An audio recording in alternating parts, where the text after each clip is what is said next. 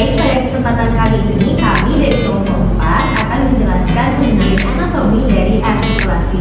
Sebelum itu kami akan memperkenalkan diri terlebih dahulu. Perkenalkan, nama saya Kristiana Dewi Jayani. Nama saya Valentia, saya Dinda Maulidia, saya Sani Habibali, saya Azri Watamashita, saya Mutia Azhar, saya Bedania Bagian. Baik, berikut adalah penjelasan dari anatomi artikulasi. Selamat menyaksikan. Artikulasi merupakan suatu proses produksi bunyi bahasa melalui pergerakan organ bicara. Vocal tract terdiri dari 3 bagian, yaitu pharyngeal cavity, nasal cavity, dan juga oral cavity. Setiap cavity memiliki peran tersendiri dalam proses artikulasi dan juga resonansi. Oral cavity merupakan rongga yang paling banyak memiliki artikulator pasif dan juga aktif. Di antaranya ada lidah, langit-langit, dan juga gigi. Pada kesempatan kali ini, kami dari kelompok 4 akan menjelaskan secara rinci mengenai anatomi lidah dan soft palate atau langit-langit lunak. Lidah merupakan indera pengecap yang terdiri dari sejumlah bagian dan memiliki berbagai macam fungsi. Selain berfungsi sebagai pengecap, lidah juga berfungsi sebagai alat dalam membantu berkomunikasi, serta mengunyah, makan, dan menelan. Selanjutnya ada soft palate atau langit-langit lunak adalah bagian dari langit-langit mulut yang berfungsi sebagai katup untuk memisahkan rongga belakang hidung dan juga saluran pernafasan. Langit-langit lunak merupakan bagian dari belakang langit-langit mulut yang terdiri dari serat otot dan jaringan ikat yang ditutupi oleh selaput lendir. Jadi di sini saya akan menjelaskan sedikit mengenai lidah. Lidah memiliki 2 kelompok besar otot penyusun, yaitu otot intrinsik lidah dan otot ekstrinsik lidah. Yang pertama ada otot intrinsik, yaitu otot yang terdapat di dalam lidah itu sendiri yang berfungsi untuk mengubah bentuk lidah. Yang kedua ada otot ekstrinsik, yaitu otot yang terdapat di sekitar lidah yang berfungsi untuk melekatkan atau menggerakkan lidah pada struktur di sekitarnya. Baik, yang pertama ada superior longitudinal. Otot ini berjalan sepanjang lidah dan membentuk lapisan atas lidah. Jika otot superior longitudinal berkontraksi tanpa otot lainnya, maka lidah akan cenderung tertarik ke arah sisi kontraksi. Yang kedua ada otot inferior longitudinal. Otot ini terletak di bawah sisi lidah, jauh dari bagian medial yang ditempati oleh otot gonioglossus. Otot inferior longitudinal menarik ujung lidah ke bawah, berfungsi untuk membantu retraksi saat berkontraksi dengan otot longitudinal superior. Yang ketiga ada otot transversus. Otot ini berfungsi menarik ujung lidah ke bawah, berfungsi membantu retraksi saat berkontraksi dengan otot longitudinal superior. Yang keempat ada otot vertikal, berfungsi untuk menarik lidah ke lantai mulut. Selain itu, otot ini juga berperan dalam memanjangkan, melebarkan, dan meratakan lidah. Yang penting dalam berbagai fungsi seperti berbicara, menelan, dan mengatur posisi makanan selama proses mengunyah.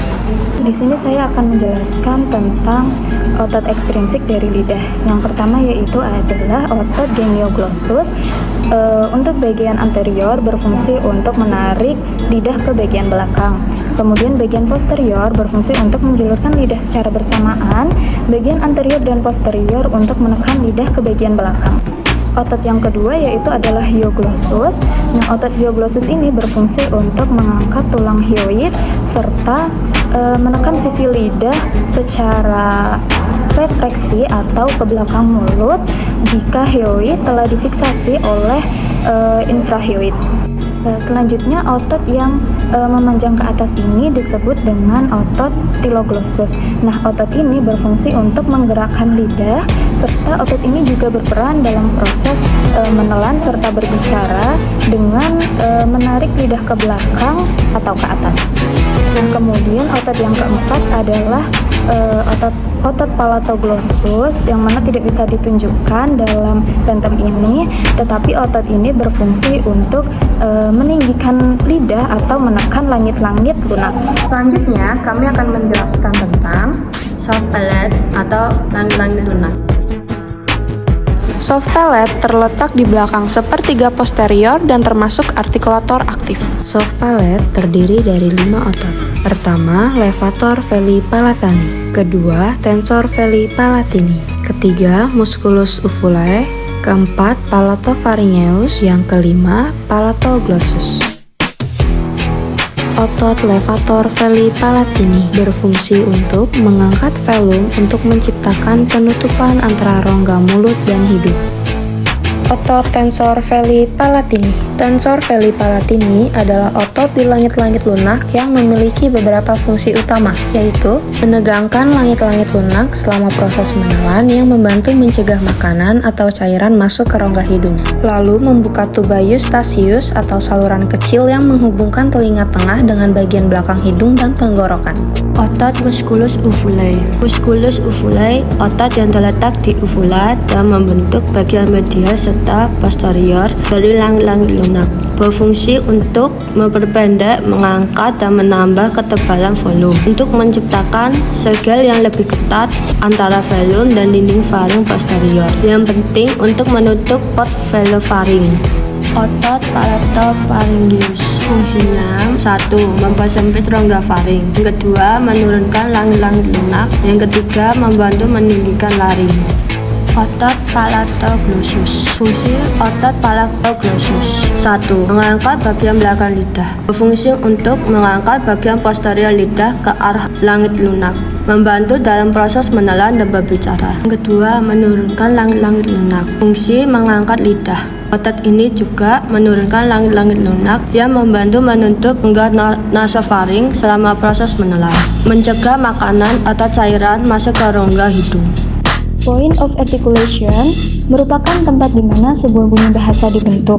Nama lain POA disebut dengan place of articulation yang terdiri dari bilabial, lingua dental, lingua palatal, labiodental, lingua alveolar, lingua velar, dan glotis. Yang pertama yaitu bilabial, yaitu pembentukan bunyi bahasa yang dilakukan dengan cara mengatupkan kedua bibir. Labiodental. Labiodental adalah pembentukan bunyi bahasa yang dilakukan dengan cara menyentuhkan bibir bawah dan gigi atas. Lingua dental, yaitu pembentukan bunyi bahasa yang dilakukan dengan cara lidah menyentuh gigi atas.